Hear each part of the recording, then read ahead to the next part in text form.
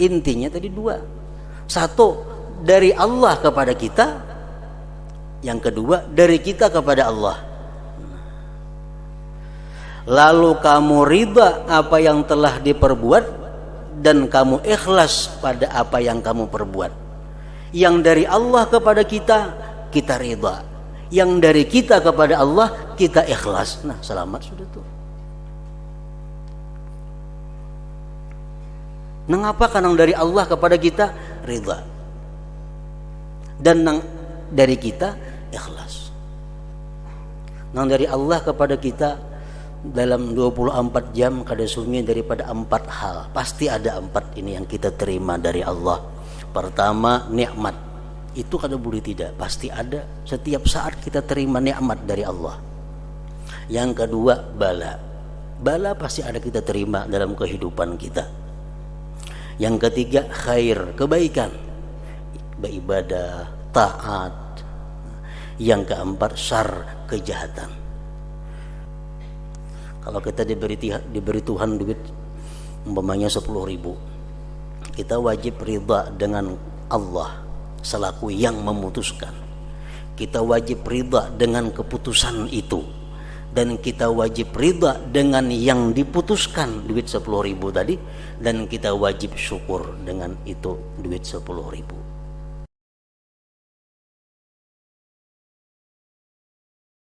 Alhamdulillahirabbil alamin wa bihi nasta'in ala umurid dunya waddin. Wassalatu wassalamu ala asyrafil anbiya wal mursalin sayyidina wa habibina Muhammadin wa ala alihi wa ashabihi ajma'in. Qala al-musannif al-imam Abu Hamid Muhammad bin Muhammad al-Ghazali rahimahullah wa nafa'ana bi ulumih. Wa ru'iya ba'duhum bil manam faqila lahu kaifa wajadta a'malak faqala kullu syai'in 'amiltuhu lillah wajadtuh hatta habbati rummanin laqattuha min tarik wa hatta hirratin matat lana ra'aituha fi kaffatil hasanat wa kana fi qalan suwati khaytun min harir fara'aitu fi kaffatis sayyi'at wa kana qad nafika himarun li qimatuhu 100 dinar fama ra'aitu lahu thawaba faqultu mautu sinnaurin fi kaffatil hasanat wa mautu himarin wa laysa fiha faqila lahu innahu qad wujjiha haitsu ba'asta bih fa innahu lamma qila laka qad mata qulta fi la'natillah fa batala ajruka fihi walau qulta fi sabilillah lawajadtahu bi hasanatik wa bi riwayatin qala wa kuntu qad tasaddaqtu bi sadaqatin bainan nas fa a'jabani nadharuhum ilayya fa wajadtu dzalika la alayya wa la li. Qala Sufyan lamma sami'a hadza ma ahsana halahu idh lam yakun alayhi faqad ahsana ilaihi ila akhir.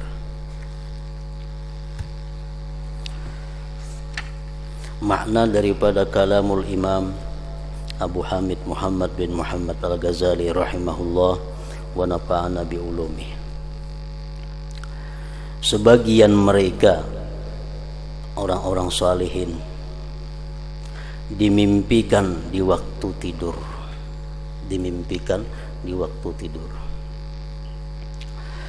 lalu ditanyakan kepadanya, bagaimana kamu dapatkan amal-amalmu? Jadi kawan atau barangkali murid bermimpi lawan gurunya yang sudah wafat. Nah, dalam mimpi itu si murid ini bertakun lawan gurunya, bagaimana kamu dapatkan amal-amal yang dilakukan di dalam dunia itu?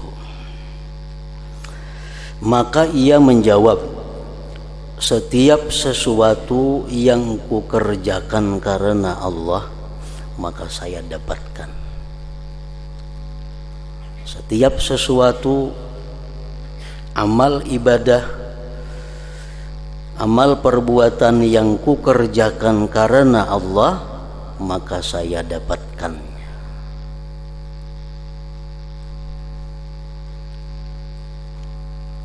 Sehingga biji delima yang kuambil dari suatu jalan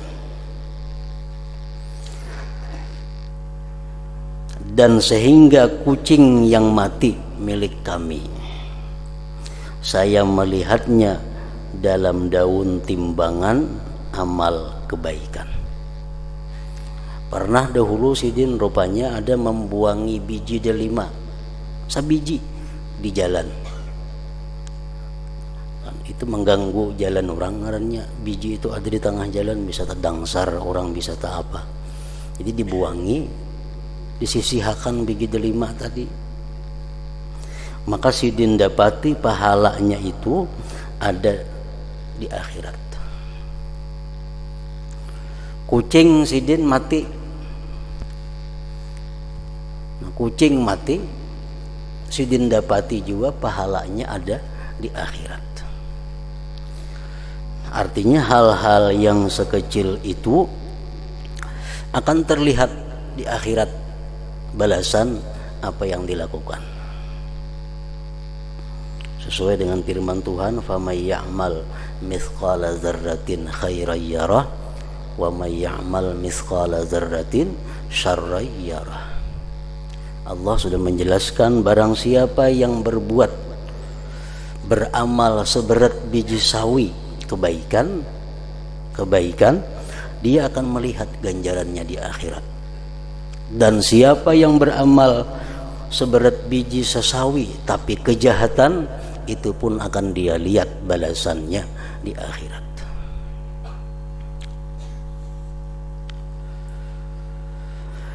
Dan pada kupiyahku ada benang dari sutra. Kupiyah Sidin itu ada belilit dengan benang sutra. Padahal boleh aja itu.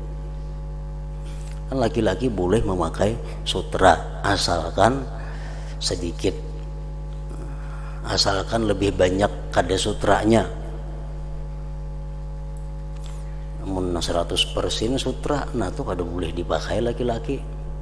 Macam rajin tuh, tapi ada 100% ya sutra asli, nah kada kalau dipakai itu.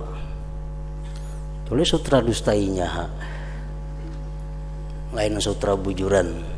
Ini kalau sutra bujur 100% itu kada boleh dipakai. Nah Sidin ini cuma ada sehelai benang sutra di kupiyah. Dan pada kupiyahku ada benang dari sutra. Lalu saya melihatnya dalam daun timbangan amal kejelikan. Sekalinya jadi amal kejahatan itu. Padahal dari segi hukum fikih itu boleh aja.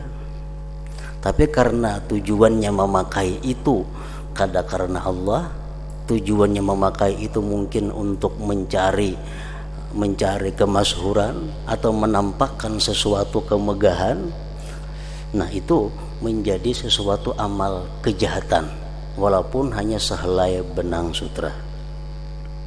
Dan pada kupiyahku ada benang dari sutra, lalu saya melihatnya dalam daun timbangan amal kebajikan, amal kejelikan. Dan sudah dijelaskan oleh Imam Al-Ghazali pada minggu-minggu yang dahulu bahwa sesuatu yang boleh, sesuatu yang mubah itu bisa menjadi haram apabila disertai dengan niat yang salah. Betul.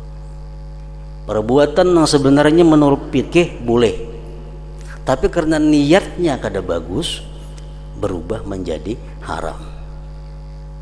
Tetapi perbuatan haram kada akan bisa berubah menjadi baik walaupun niatnya baik. Nah, memakai sehelai benang sutra itu boleh.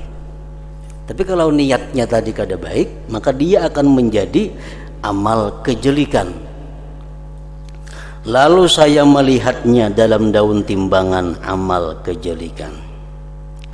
Dan mati keledaiku yang harganya 100 dinar.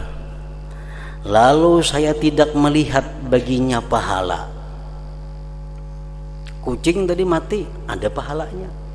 Padahal harga kucing gak ada berharga mungkin waktu itu. Sekali himar mati, nah harganya larang, kan ada pahalanya. Saya tidak melihat baginya pahala. Maka saya berkata, kematian kucing itu berada dalam timbangan amal kebaikan, dan kematian keledai tidak ada di dalamnya. Kenapa itu?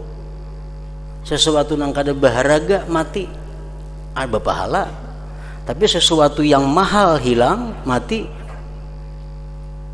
kenapa kada ada pahalanya? Kucing mati ada pahalanya di akhirat, keledai mati miliknya kada ditemukan pahala di akhirat. Maka dikatakan kepadaku, dijawab kepadaku, sesungguhnya ia diarahkan kemana kamu kirim. Kucing kemana mengirim? Kalau mengirim ke daun timbangan amal kebajikan, pasti ada ditemui di daun timbangan amal kebajikan.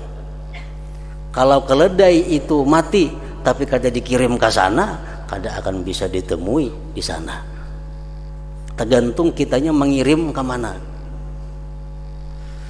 Sesungguhnya ia diarahkan kemana kamu kirim. Lalu ketika dikatakan kepadaku, ia telah mati, maka kamu berkata dalam kutukan Allah, maka batallah pahalamu padanya. Bisa disampaikan kepada kita berita, si anak ikam meninggal, atau kendaraan ikam hilang, atau ini, lalu muntung sumpah serapah.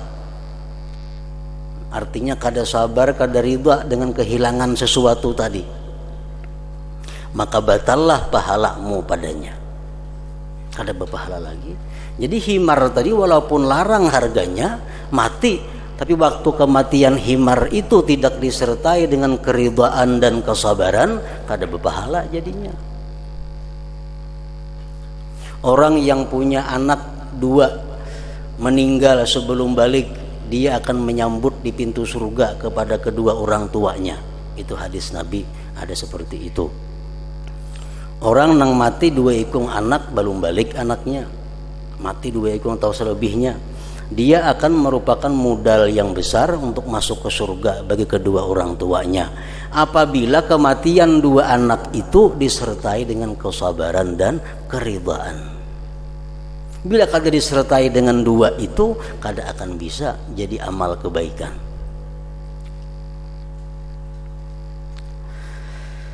Jikalau kamu mengatakan di jalan Allah, itu himarika mati fisabilillah, menjadi kita memengi.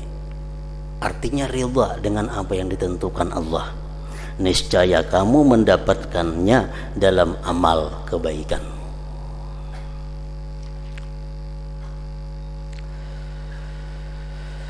Dalam suatu riwayat ia berkata, dan saya pernah bersedekah dengan suatu sedekah di antara manusia,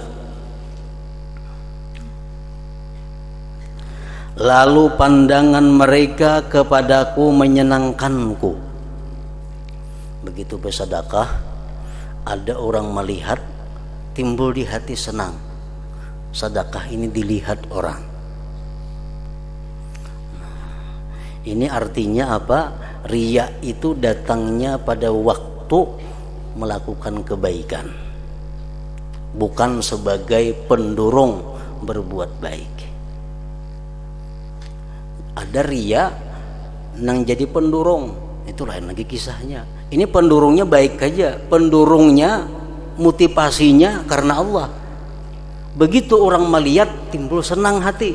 Nah, ini masalahnya. Lalu pandangan mereka kepadaku menyenangkanku. Waktu kita hendak sembahyang lillahi ta'ala, tidak ada tujuan lain selain karena Allah.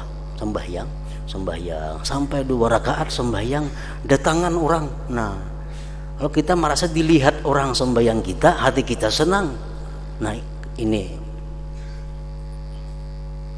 Jadi riyanya datang di tengah amal, bukan pendorong amal. Maka saya menjumpai demikian itu tidak bermanfaat bagiku dan tidak pula memudaratkanku. Artinya apa?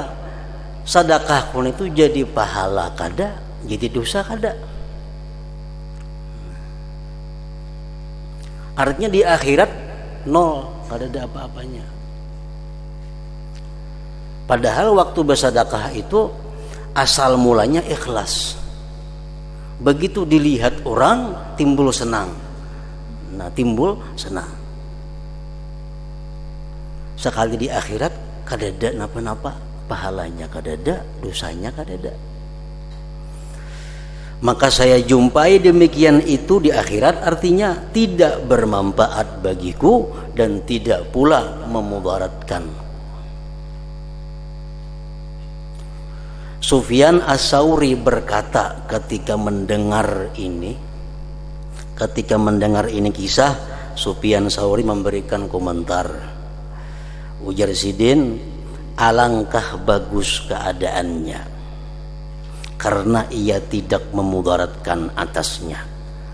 Untung artinya itu kada jadi dosa. Untung kada jadi dosa. Jangan jadi dosa apa? Mana bersedekah, mana jadi dosa. Artinya orang yang bersedekah kemudian senang dilihat orang, jadi dosa kada, jadi pahala kada, itu sudah untung.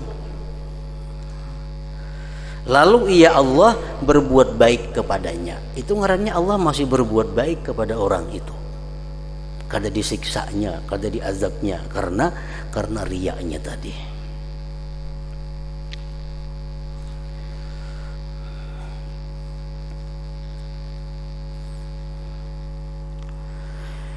Yahya bin Mu'adz berkata, ikhlas itu dapat membedakan amal dari cacat-cacat, seperti membedakan air susu dari kotoran binatang dan darah.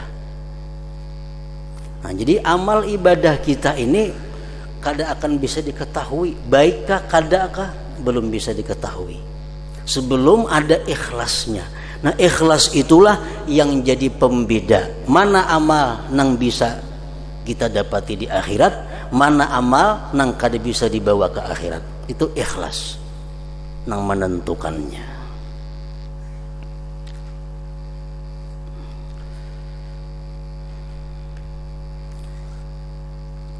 Dikatakan bahwa seorang laki-laki keluar dalam pakaian wanita dan menghadiri setiap tempat di mana wanita berkumpul di dalamnya, dari perkawinan atau kumpulan orang dalam kesusahan. Ini si laki-laki ketujuh menyerbu bila ada kumpulan bebiniannya berpakaian kayak pakaian bini-bini. Kan di Arab tuh bercadar, jadi kada tahu pagelangan ganal kayak laki-laki kada tahu pang. Bercadar baju ganal. Jadi si laki-laki ini gawiannya kayak itu. Bila orang berkumpulan bini-bini, umpat pasang jo baju bini-bini bercadar, kada tahu pada laki-laki. Nah, gawian macam itu. Seorang laki-laki keluar dalam pakaian wanita dan menghadiri setiap tempat di mana wanita berkumpul di dalamnya, dari perkawinan atau kumpulan orang yang dalam kesusahan. Bila ada orang mati di sini, kelompok bebiniannya umpat untuk bebinian situ berkumpul.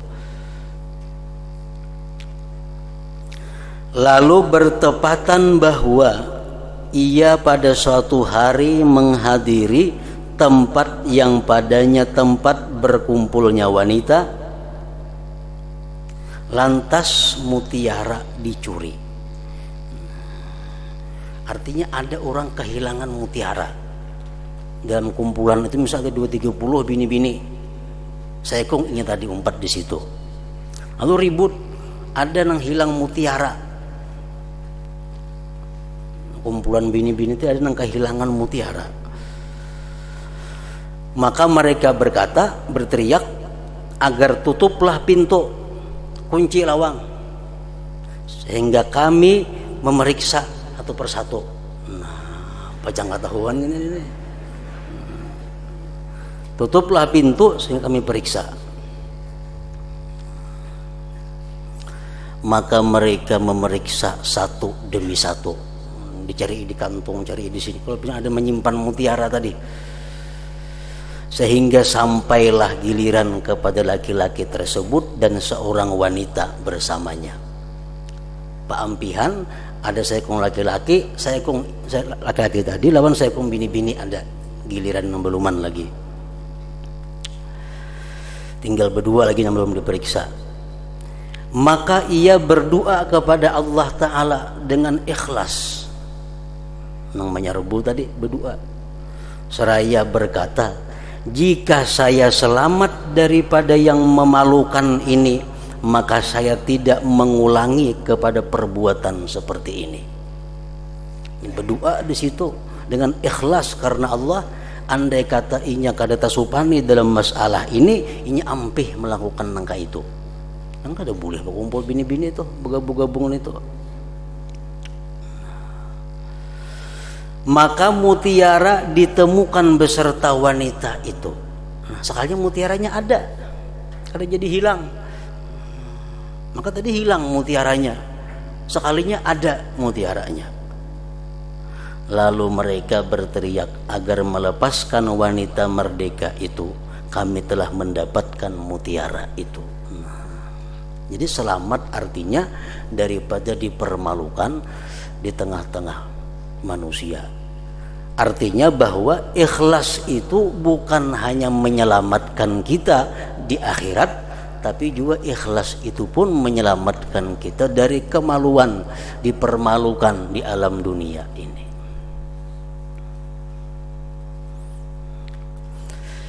Ada seorang lagi nang macam ini, seorang laki-laki di dalam kantung gamisnya bau butul, isinya arak, butul arak. Jalan sampai di tengah jalan bertemuan Sayyidina Umar. Waktu itu Sayyidina Khalifah Amirul Mukminin. Bertemuan Sayyidina Umar. Jadi Umar tuh napa di gamis tuh pina barat tuh napa dibawa? Maka arak nih, kalau ketahuan ini dipukul bisa nih, bisa dihukum. Nah, laki-laki tadi berdoa kepada Allah dengan ikhlas, ya Allah, jadikan arak ini banyu biasa, dan ulun tubat kada hendak lagi minum arak. Napa Sayyidina Umar dalam kantung itu banyu putih, wahai Sayyidina Umar.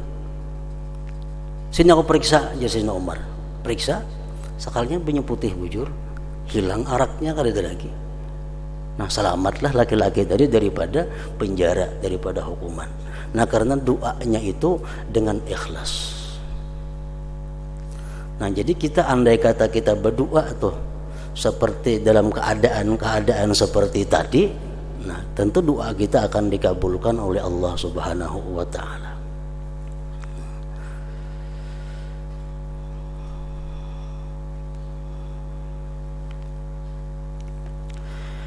Sebagian orang sufi berkata, saya pernah berdiri beserta Abu Ubaid At-Tustari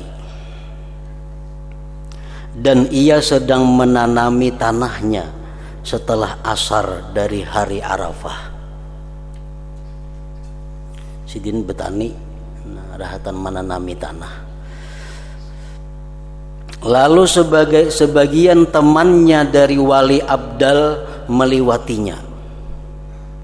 Ada Wali Abdal liwat. Lantas ia si Wali Abdal tadi membisikkannya dengan sesuatu. Wali Abdal tadi berbisik lawan Abu Ubaid tadi. Berbisik. Maka Abu Ubaid berkata tidak.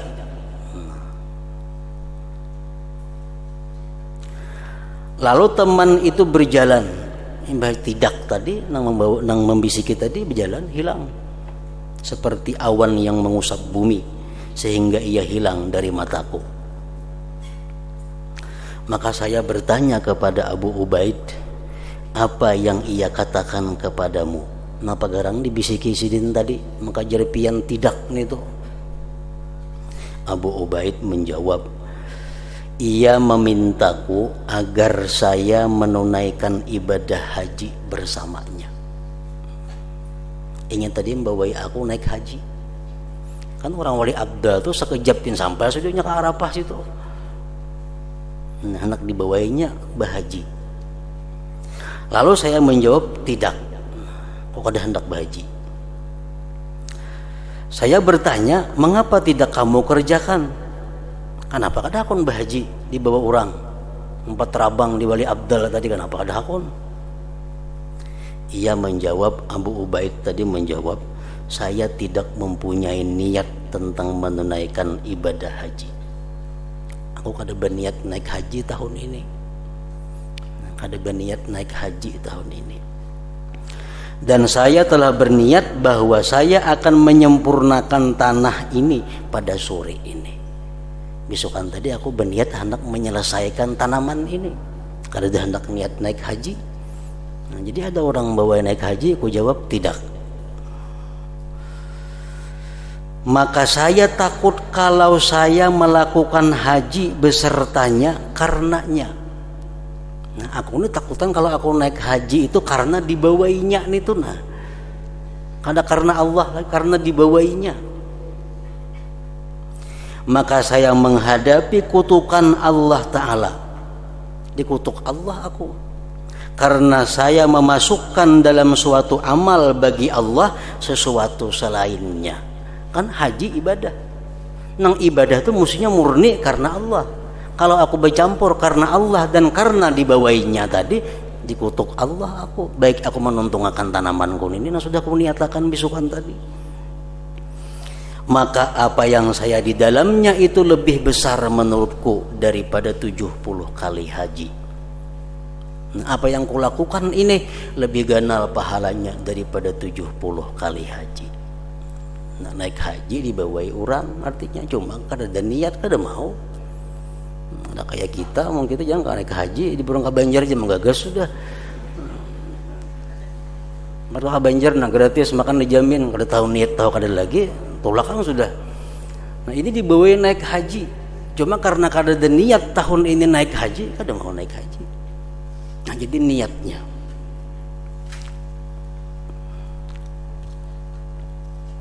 Dikhawatirkan apa?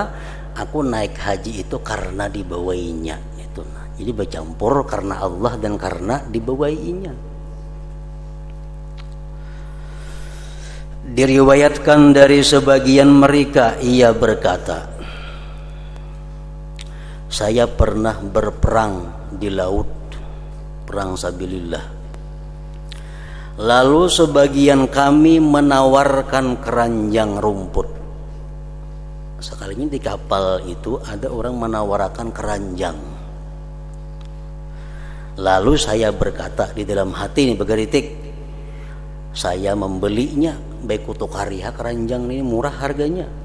Lalu saya ambil manfaatnya dengannya dalam peperanganku. Artinya sagan berperang kau dibawa, sagan membawa alat-alat. Lalu apabila saya memasuki kota, maka saya jual keranjang rumput itu, lalu saya beruntung padanya. Nah, ada menjual keranjang, hati itu baik ditukari. Gunanya banyak. Sagan ikam berperang tak pakai, dan kayaknya menikam beli ke kampung dijual tuh larang harganya, berhujung keranjang itu. Maka saya beli keranjang rumput itu ditukar. Maka saya melihat pada malam itu di waktu tidur bermimpi seolah-olah 2 orang datang turun dari langit. Lalu salah seorang berkata kepada temannya, tulislah orang-orang yang berperang itu. Yang turun di langit tadi ada berdua, menyuruh kawannya, catat siapa-siapa yang berperang ini orangnya. Lalu ia mendikte kepadanya,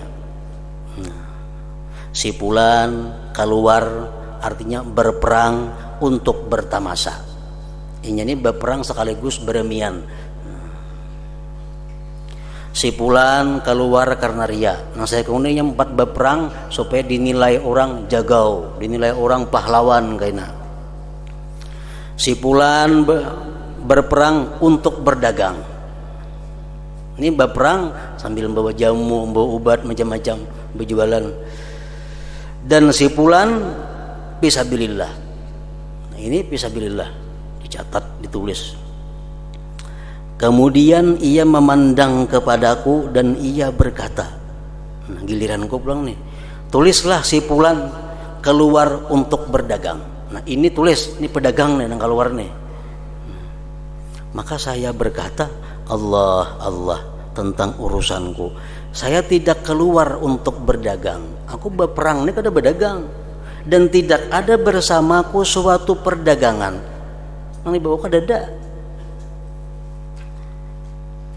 Dan tidak ada bersamaku suatu perdagangan yang saya buat berdagang. Saya tidak keluar kecuali untuk berperang. Maka orang itu menjawab, kamu kemarin telah membeli keranjang rumput yang kamu maksudkan bahwa kamu beruntung padanya. Lalu saya menangis, sadar, dan saya berkata, janganlah kamu tulis aku pedagang. Maka ia memandang kepada temannya dan ia berkata, apa pendapatmu wahai kawan? Tulis nang apa nih, pedagang kah, sabilillah kah? Temannya menjawab, tulislah si Fulan keluar untuk berperang.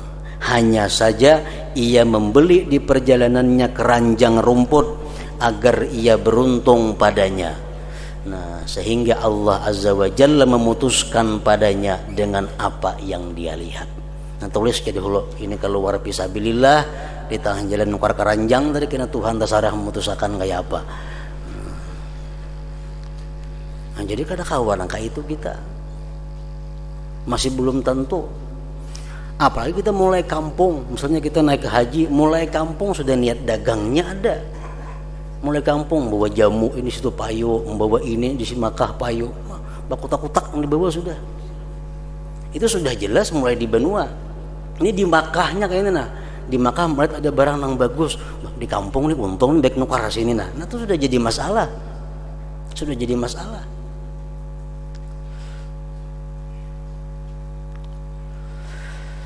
Sehingga Allah Azza wa Jalla memutuskan padanya dengan apa yang dia lihat.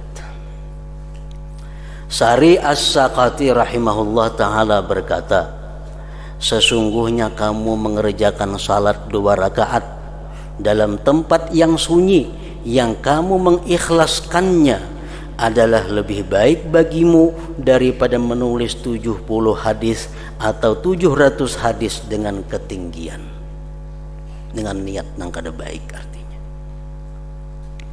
Dalam hadis Rasulullah mengatakan, man shalla rak'ataini fi khala'in la yarahu illallah wal malaikah kanat lahu bara'atun minan nar.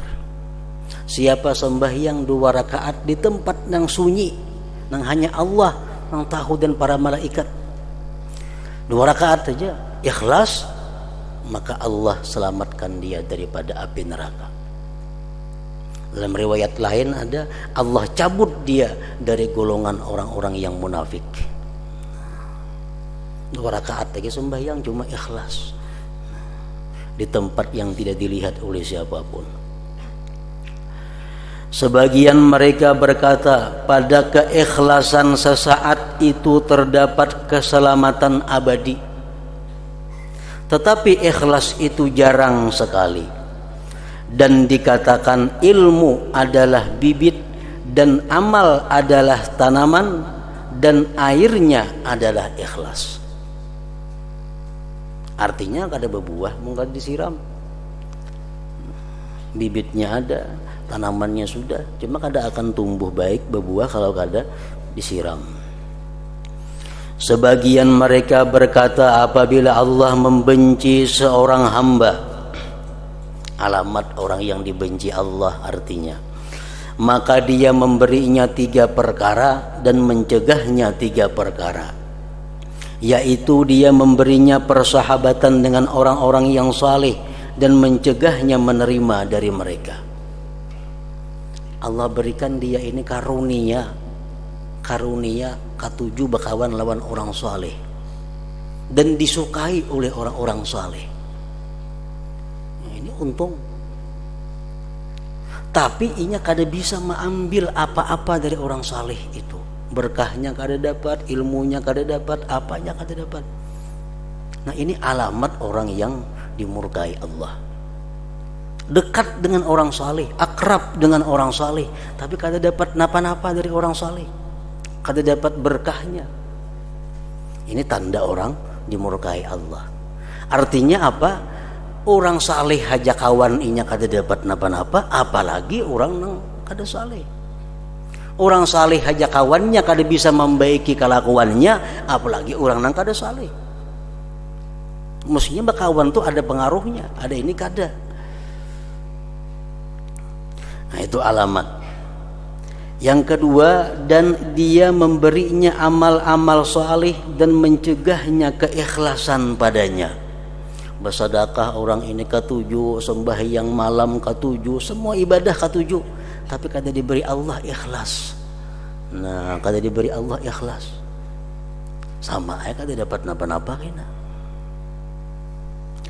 Yang ketiga, dan dia memberinya hikmah dan mencegahnya sidik padanya. Ini diberi Allah ada ilmu-ilmu yang bagus, tapi kada jujur dalam penggunaan ilmu tersebut.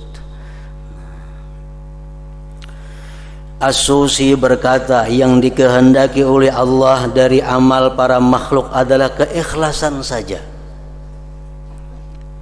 Ikhlas itu yang dikehendaki Allah. Sembahyang itu orang kafir bisa sembahyang. Bazakat orang kafir banyak nang sosial pada orang Islam. Puasa orang kafir banyak nang tahan puasa 40 hari, siang malam ada bermakanan. Cuma orang kafir kada akan bisa ikhlas. Nah, ikhlas ini yang dikehendaki Allah dari sesuatu perbuatan kita. Al-Junaid berkata, sesungguhnya Allah mempunyai hamba-hamba yang berakal, maka manakala memikirkan mereka, mereka beramal, lalu manakala mereka beramal, mereka ikhlas. Mereka ikhlas. Maka keikhlasan mendorong mereka kepada pintu-pintu kebaikan semuanya. Muhammad bin Sa'id Al-Marwazi berkata, urusan itu seluruhnya kembali kepada dua pokok. Ilmu nang macam apa haja ilmu, titiknya kembali kepada dua. Akhir perkaranya kembali kepada dua. Nang apa nang dua? Perbuatan darinya denganmu dan perbuatan darimu baginya. Itu aja intinya. Artinya sesuatu yang dari Allah kepada kita dan dari kita kepada Allah. Nah, dua buting itu, Bang. Intinya tadi dua. Satu, dari Allah kepada kita. Yang kedua, dari kita kepada Allah. Lalu kamu ridha apa yang telah diperbuat dan kamu ikhlas pada apa yang kamu perbuat. Yang dari Allah kepada kita, kita ridha. Yang dari kita kepada Allah, kita ikhlas. Nah, selamat sudah tuh. Mengapa kanang dari Allah kepada kita ridha, dan nang dari kita ikhlas. Nang dari Allah kepada kita dalam 24 jam kada sunyi daripada 4 hal. Pasti ada 4 ini yang kita terima dari Allah. Pertama, nikmat. Itu kada boleh tidak, pasti ada. Setiap saat kita terima nikmat dari Allah. Yang kedua, bala. Bala pasti ada kita terima dalam kehidupan kita. Yang ketiga, khair, kebaikan, beribadah, taat. Yang keempat, syar, kejahatan.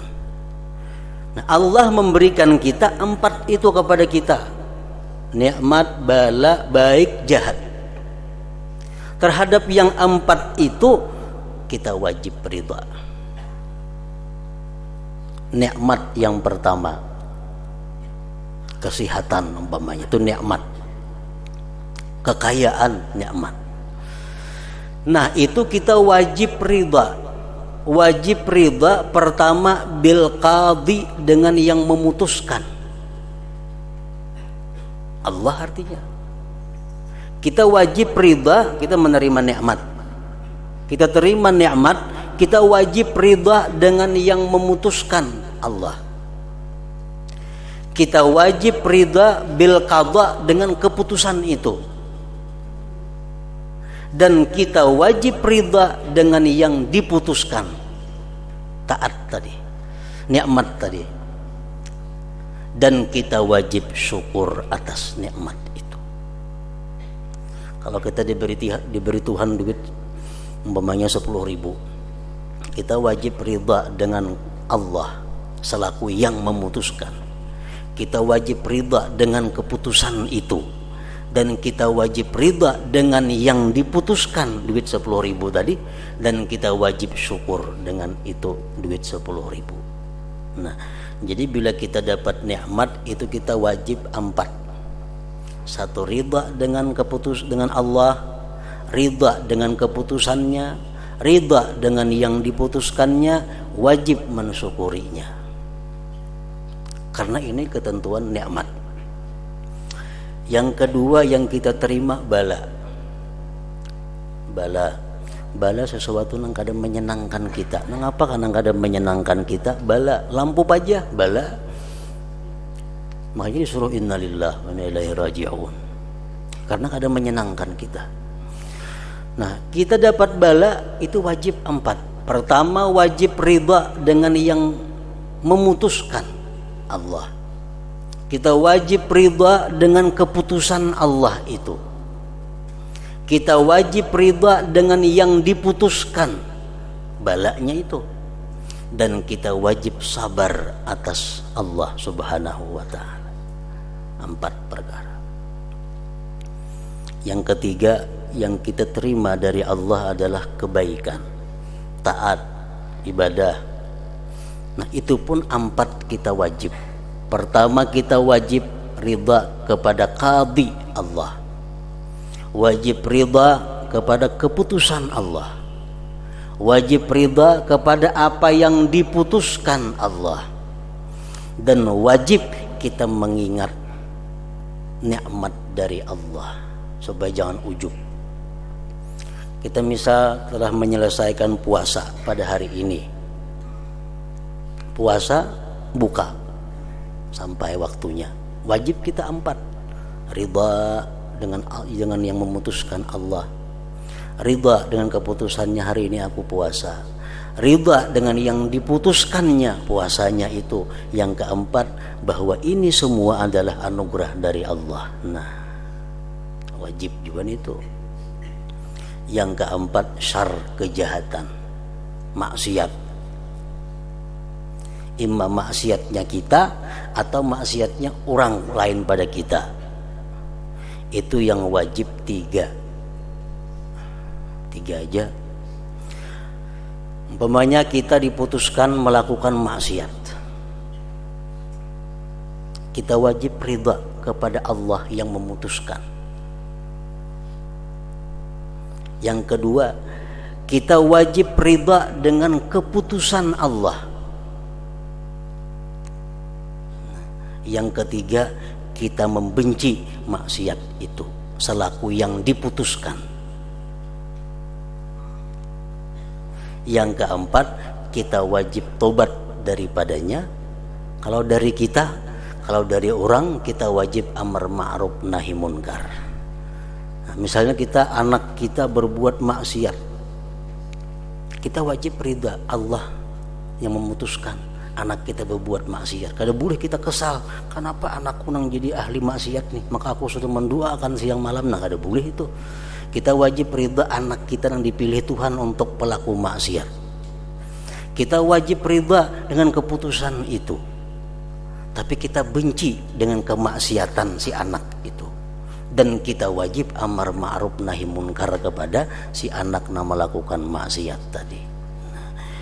Nah, jadi artinya apabila kita bisa menyikapi bahwa yang dari Allah kepada kita itu kita ridha, yang dari kita kepada Allah kita ikhlas, nah itu selamat sudah.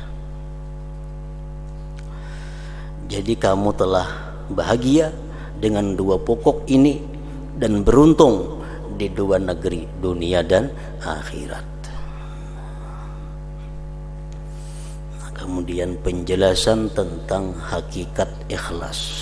Nah, macam apa sebujurannya nangaran ikhlas itu.